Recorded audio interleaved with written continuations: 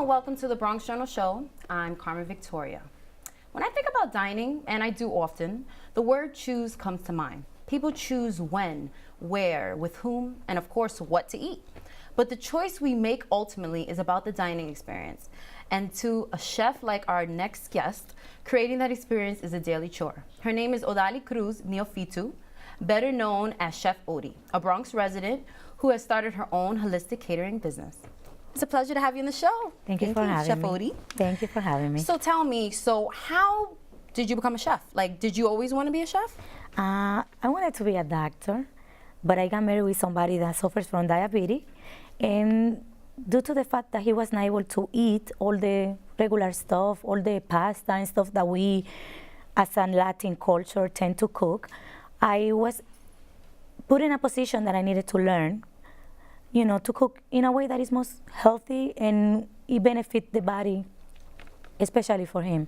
So that's holistic catering. What exactly is holistic catering? Like, what is that? Holistic is when you utilize the food in your advantage completely.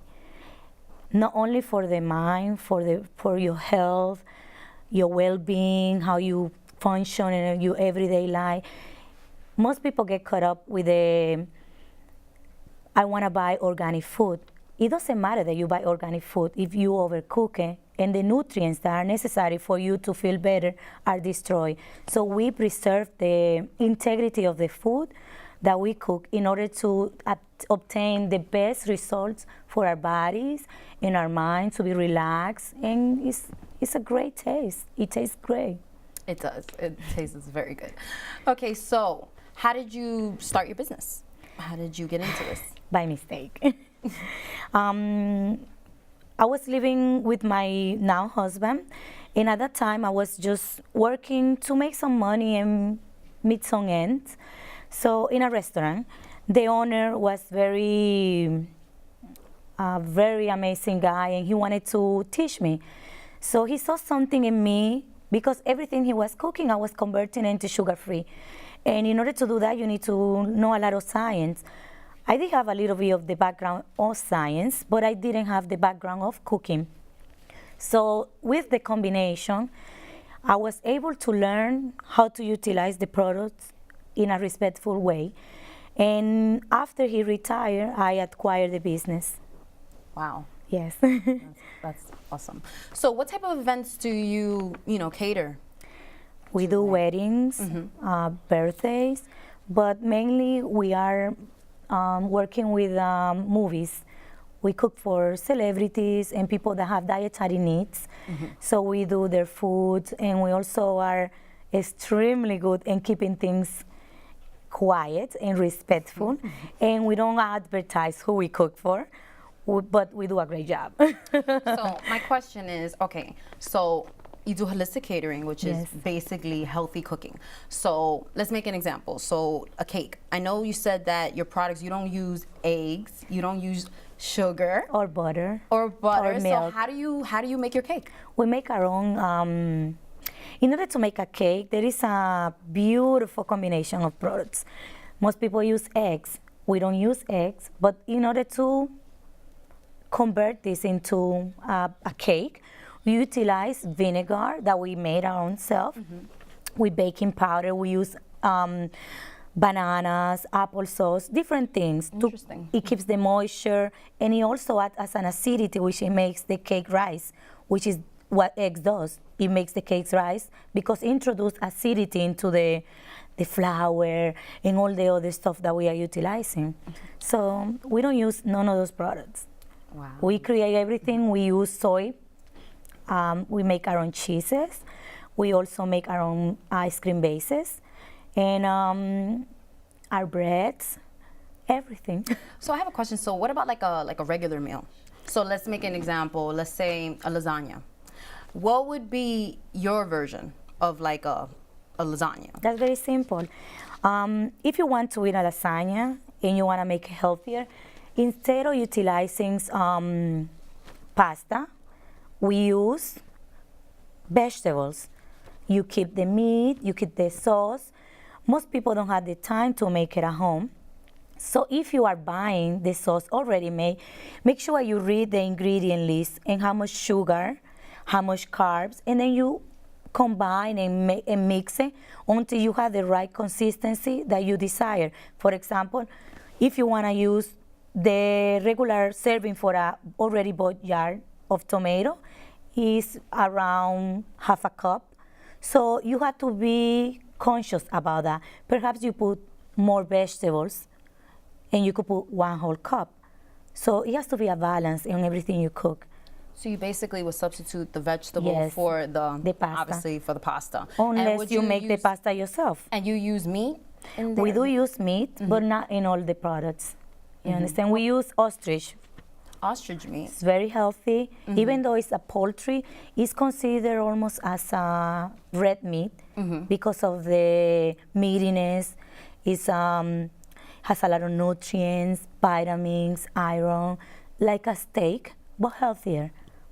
Wow. So what has made you have this passion for cooking healthy? Like what makes you to continue to cook healthy, you know? Like Right now, I've been a member of the Diabetic Association for about 10 years. And every year they do a banquet of different activities.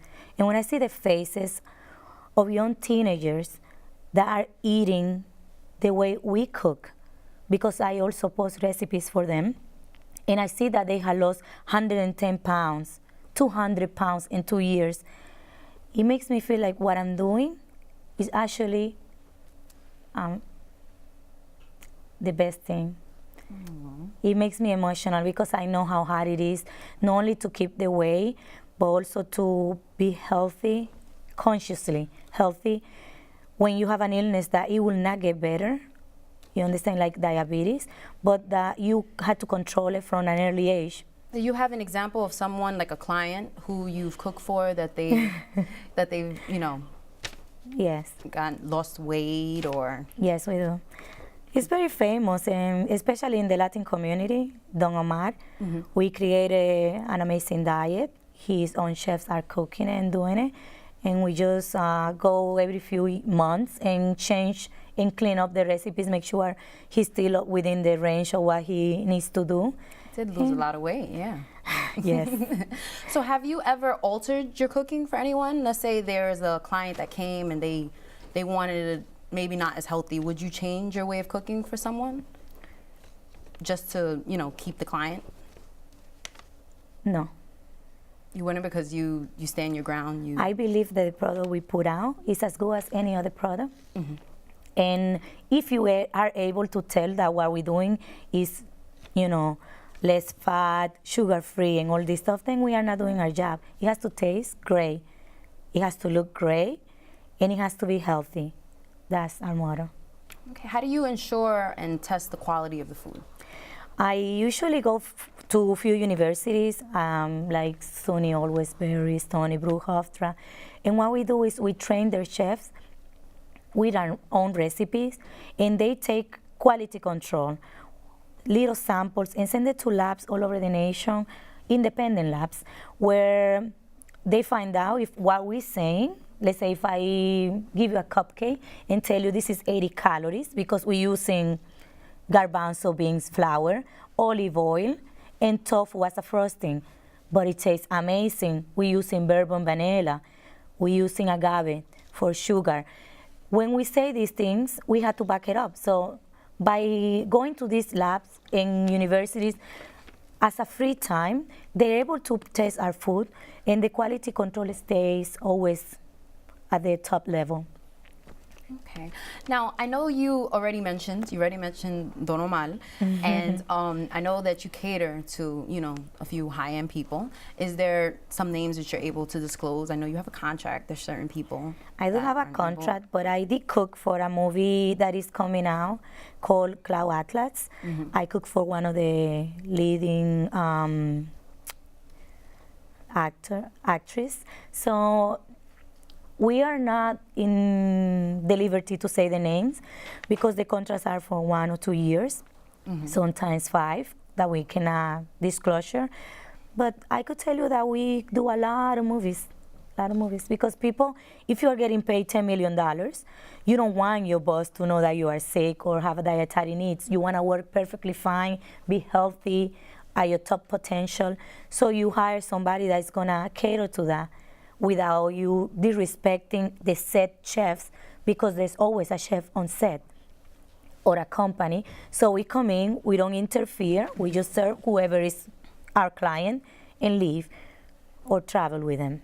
So what do you do to stay, up on the new trends that are, it's new in cooking? I go back to school all the time. Go back It to never ends, yeah. And I surround myself with amazing chefs that are always sharing knowledge. And that's the same thing with me. I don't have recipes that I don't share. It's everything very open, very informative, like it should be, because it's education. Okay, and up to date now, what would you say is your biggest accomplishment so far? Cooking for the debates. Cooking for the debates? Yes. Oh, so that must have been a privilege, must have been very special to you. We won the account, so I'm very happy for 2 terms to do it, so I'm very happy. Okay, so what are your major strengths? Like, what makes you stand out compared to, any other holistic catering business?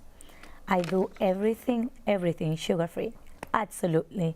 Even cinnabons, everything sugar-free. And that's very hard. When I went to school, the person that introduced me to culinary, like the chef, he found some sponsor for me, and we utilized agave, which is now in the mainstream, everybody's buying and using it. So at the time I started 8 years ago, nobody was using it. So I'm one of the leading chefs, only 3 in the world, if I'm not wrong, that are doing this. Okay, now you almost have to take a break soon, but before we take a break, what advice would you give to anyone out there who wants to be a professional chef?